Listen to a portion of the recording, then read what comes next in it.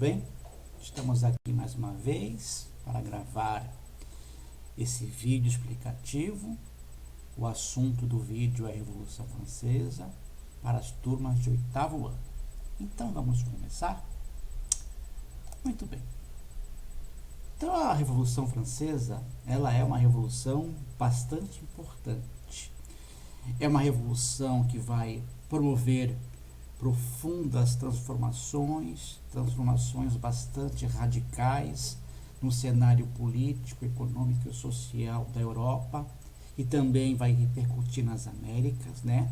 É uma revolução que, de certa maneira, vai abalar profundamente as estruturas sociais, político-econômicas do antigo regime na França e também na Europa.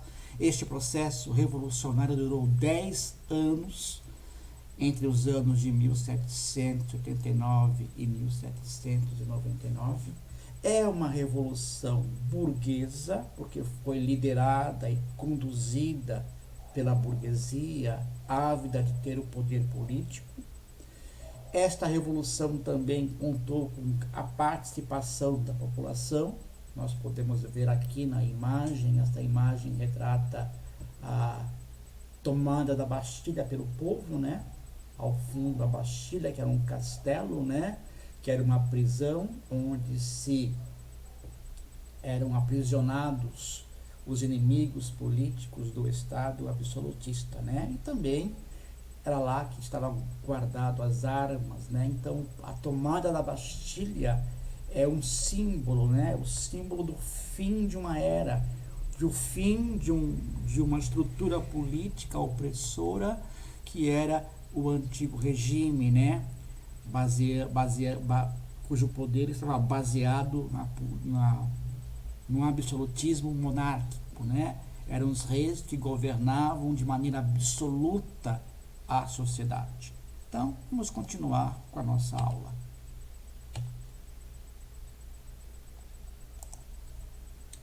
Então, essa revolução, ela foi inspirada nas ideias dos pensadores do iluminismo.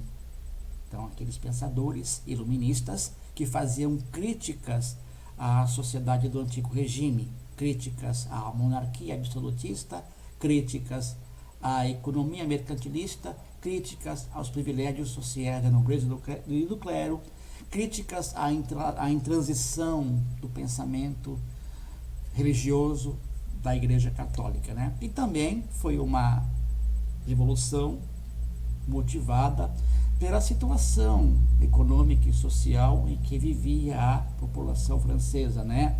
Desde os anos 70, anos 80, uma terrível crise econômica e social machucava a população francesa, que sofria muito com a desigualdade social em que estava estruturada a sociedade francesa dentro do antigo regime.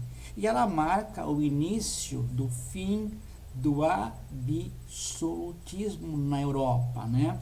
Então, a França absolutista caindo, as demais monarquias absolutistas vão cair como um soprar de um vento, né? Daí, a Revolução Francesa será esse vento que vai soprar áreas de liberdade na Europa.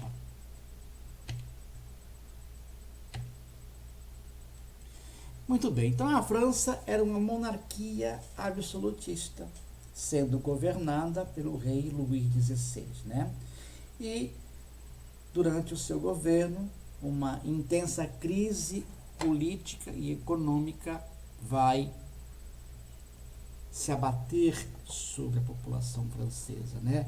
Então, uma terrível desigualdade social existente vai motivar o início também desta revolução. Então, essa desigualdade social é a raiz de todo este processo revolucionário existente na França.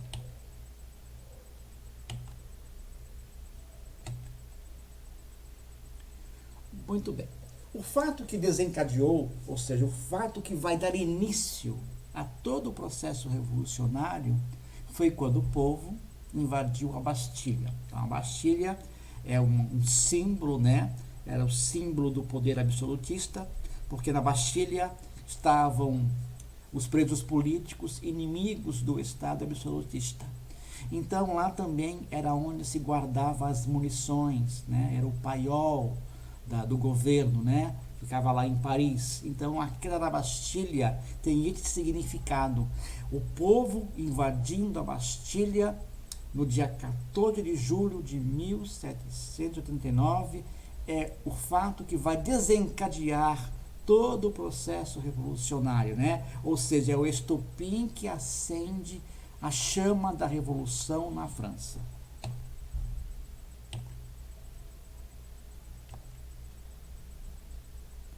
Para uma melhor compreensão do processo revolucionário, os historiadores dividem a Revolução Francesa em fases. Então, a primeira fase de todo o processo é a fase da Assembleia Nacional Constituinte. Depois vem a fase da Assembleia Legislativa, a fase da Convenção Nacional, quando a monarquia termina e começa a república, e a fase do diretório. Em todos esses processos, a gente observa a liderança da burguesia.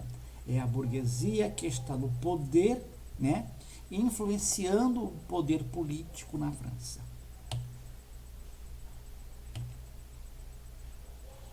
Principais partidos. Então, os termos direita e esquerda surgiram nesse contexto da Revolução Francesa.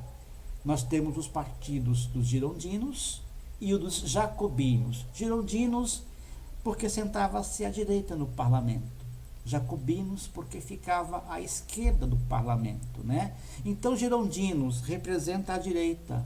É um grupo conservador, um grupo de ideias conservadoras que não queria radicalizar o processo da Revolução Francesa. Os jacobinos era o grupo mais radical, um grupo que realmente desejava profundas transformações sociais, políticas e econômicas na França. É durante a fase da Convenção Nacional, quando a França já é uma república, e quem está no poder são os jacobinos, né? E o líder dos jacobinos é Robespierre, e durante o seu governo, este governo vai ser chamado de período do terror. Por quê?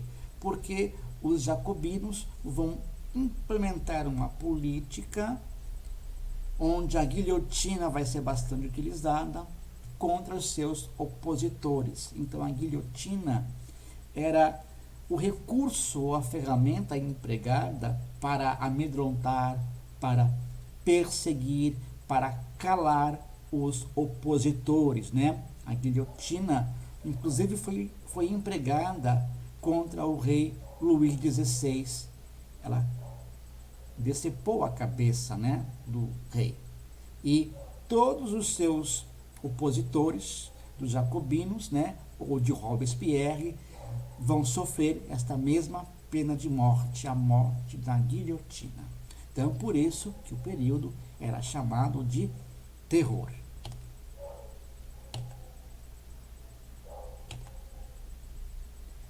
Os girondinos, então, né, derrubam do poder os jacobinos por meio de um golpe de Estado. Esse golpe foi chamado de reação termidoriana, e por meio deste golpe de Estado aparece a figura de Napoleão Bonaparte.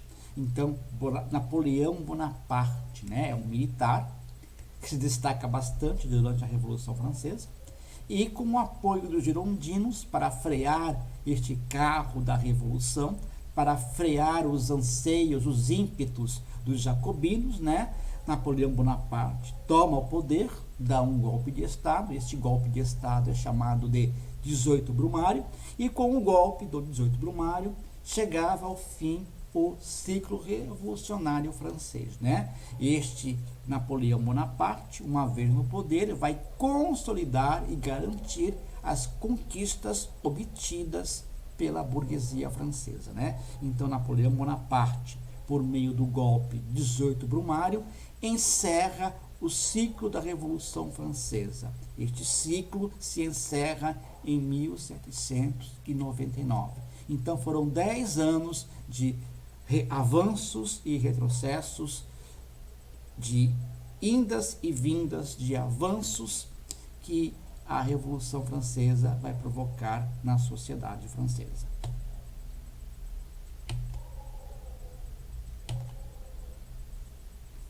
Então foram muitas as transformações trazidas pela Revolução Francesa. Por isso que na história a Revolução Francesa ela dá início à chamada Idade Moderna, né? E entre as consequências da Revolução Francesa, que foram muitas, nós podemos citar o fim dos privilégios sociais da nobreza e do clero, o fim do feudalismo na Europa e a consolidação do capitalismo, né? O fim do absolutismo na Europa. Vai inspirar os movimentos de independência na América, principalmente na América Espanhola, né?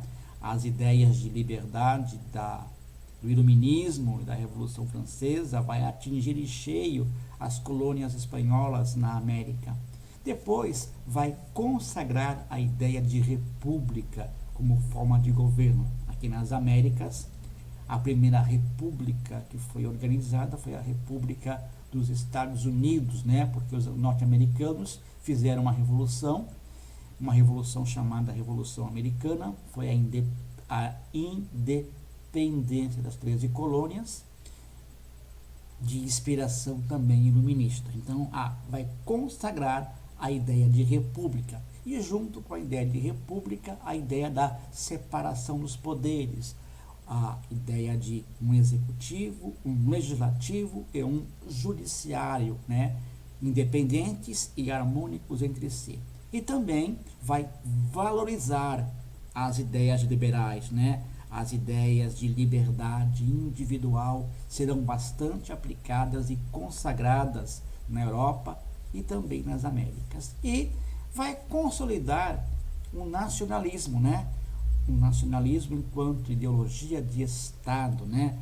A afirmação dos valores nacionais, dos valores pátrios, e é uma ferramenta ideológica do Estado, o nacionalismo. Agora é a hora da atividade. Então os senhores vão procurar ler o texto do roteiro e responder essas 3 questões. Todas elas estão no texto do roteiro. Então, quantos anos durou a Revolução Francesa? 2. Identifique o que inspirou e o que motivou a Revolução Francesa, né?